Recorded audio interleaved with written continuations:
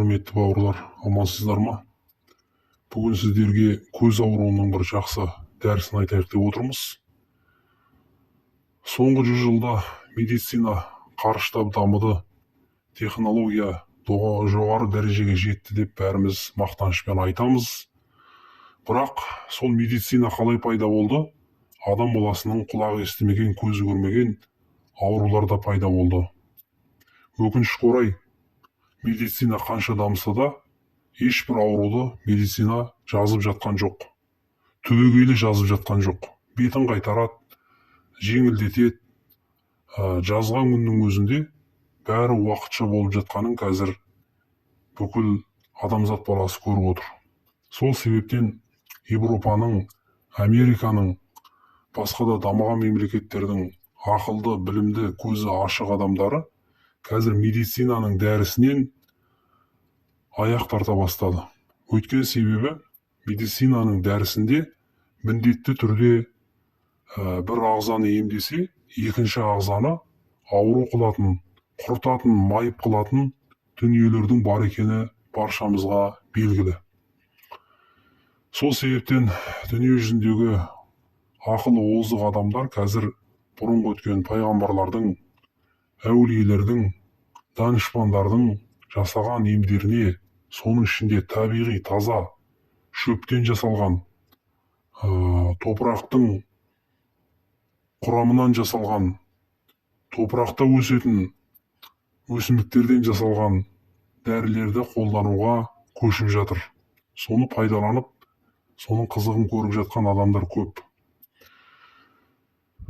Қазір енді көп елдерде осы пайғамбарымыздың сүннеті бойынша жасалған дәрілерге сұраныс күшейіп жатыр. Бүгін соның бірін сіздерге айтпақшымыз.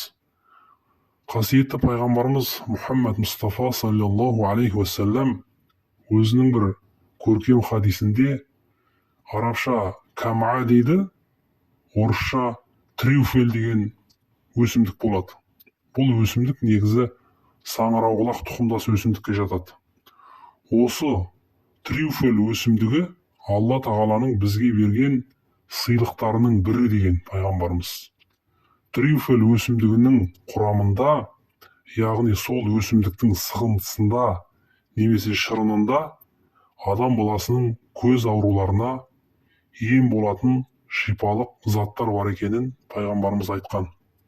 Енді оның пайдалары өте көп. Мысалы, адамның көзіндегі вирустарды өлтіреді. Адамның жаңағы алыстан көру қабілетін күшейтеді. Глаукома дейді, басқа дейді, жаңағы жалпы көздің ауруларының барлығына өте шипа екенін пайғамбарымыз айтқан. Қазір осы экранның бетіне жаңағы қандай ауруларға жалпы шипасы бар екенін орыс тілінде жазылған текстін мен шығарам, және суреттерін шығарам. Осы дәріні алып пайдалансаңыздар болады. Бұл дәрі қазір негізінен Европа елдерінде, Америка жақтарда бұл дәріден жасалады. Бірақ Сауд Арабиясы жақтарда, Дубай жақтарда осы баяғыдан бері жасалған, пайғамбар заманынан келе жатқан әдіс бойынша жасалған түрлері сатылады. Сол түрлерін алып, пайғамбарымыздың сүннеті деп, соған құрмет көрсетіп, көздеріңізге тамызатын болсаңыздар, иншалла көздеріңіз міндетті түрде аурудан жазылатын болады. Алла шипасын берсін.